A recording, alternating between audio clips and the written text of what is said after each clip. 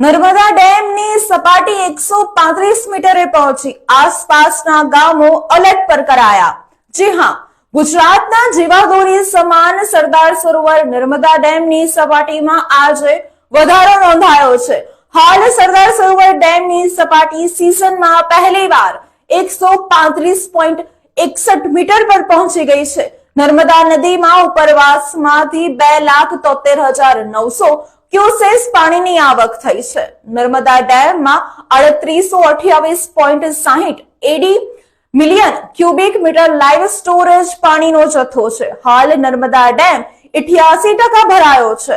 હવે સરદાર સરોવરની મહત્તમ સપાટીથી માત્ર 138.67 મીટર છે, જેમાં 3 મીટર જ દૂર છે। હાલ નર્મદા ડેમમાં 9 દરવાજા ખોલવામાં આવ્યા છે, જેને લઈને બીજી બાજુ આ દરવાજા ખોલતાની સાથે જ આસપાસના તાલુકાના ગામો એલર્ટ પર કરવામાં આવ્યા છે।